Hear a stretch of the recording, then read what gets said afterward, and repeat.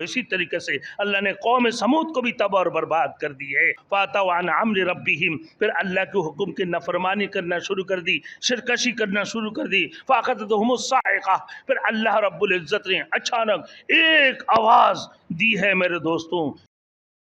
Thanks for watching. Don't forget to like, comment, share and subscribe to Maulana Habibullah Rouhani Official. اسی طریقے سے اللہ نے قوم سمود کو بھی تباہ اور برباد کر دی ہے تاکہ تھوڑی وقت کے لیے تم بھی مزہ کر لو، تھوڑی وقت تم بھی فائدہ اٹھا لو. فاتوا عن امر ربہم، پھر اللہ کے حکم کی نافرمانی کرنا شروع کر دی، شرکشی کرنا شروع کر دی. فاخذتہم الصاعقہ، پھر اللہ رب العزت نے اچانک ایک آواز دی ہے میرے دوستوں کہ وہم ینظرون، کہ ایسے بڑے طاقتور تھے یہ، خرش خرش کے بڑے بڑے پتھروں سے بڑے بڑے تعمیرات، بڑے بڑے عمارتیں بناتے تھے. میدانی علاقوں میں لوگوں نے بڑے بڑے بلڈنگیں، بڑے بڑے عمارتیں بنائے. بڑے طاقتور تھے یہ، بڑے اپنے فن جو ہے نا جاننے والے تھے، لیکن اللہ نے اس کو بھی تباہ اور برباد کر دی. کتنی طاقتور ہونے کے باوجود بھی کسی سے بدلہ لے سکا؟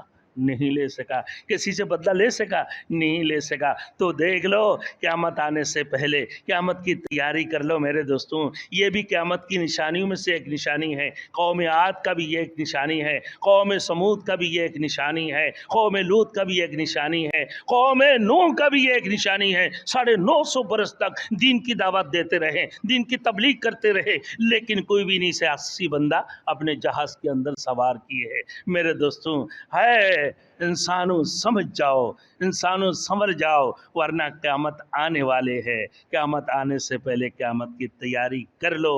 اپنے آپ کو تائب ہو کر اللہ کی طرف متوجہ ہو جاؤ. ایمان کو اپنے دلوں کے اندر راسخ کر لو، اپنے دلوں کے اندر راسخ کر لو. اللہ نے فرمایا یا ایھا الذین آمنوا آمنوا باللہ ورسولہ ولا تبطلوا اعمالکم. اے ایمان والوں ایمان لاؤ، یعنی ایمان کو مضبوط کر لو، اپنے دلوں میں ایمان کو راسخ کر لو، ورنہ اسے نہ ہو کہ تم اپنے ایمان کو برباد کر دو نا.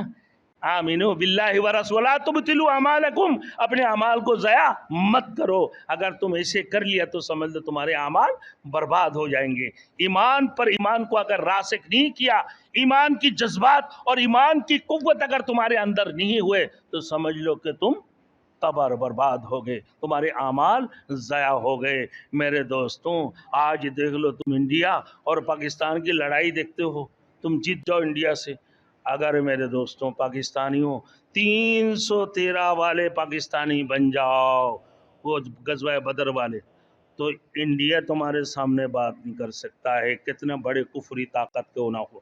313 والی ایمان تمہارے اندر ہو، 313 والی ایمانی جذبات تمہارے اندر ہو، 313 والی ایمانی جذبات تمہارے دلوں کے اندر ہوگا میرے دوستو، تمہارے دلوں کے اندر راسخ ہوگا تو کتنے ہی بڑا ایٹم بم چلانے والے ہوگا تمہارے سامنے مقابلہ نہیں کر سکتا ہے. لہذا ہمارے آخری قول لا الہ الا اللہ محمد رسول اللہ، نہیں ہے کوئی معبود اللہ کی سوا، محمد رسول اللہ اللہ کی رسول ہے. کسی سے کچھ نہیں ہوتا، سب کچھ ایک رب سے ہونے کا یقین، غیر سے نہ ہونے کا یقین، رسول مقبول صلی اللہ علیہ وسلم کی طریقہ کے اندر کامیابی، غیر کی طریقہ کے اندر ناکامی. اس بات کی یقین اپنے دلوں کے اندر راسخ کر لو، مضبوط کر لو. یہ اللہ تیرے سوا ایک پتا بھی نہیں ہل سکتا ہے، ایک ریت بھی نہیں ہل سکتا ہے. اللہ ہم سب کو ایمانی قوت اور ایمانی جذبات عطا فرمائے. وآخر دعوانا ان الحمد للہ رب العالمین.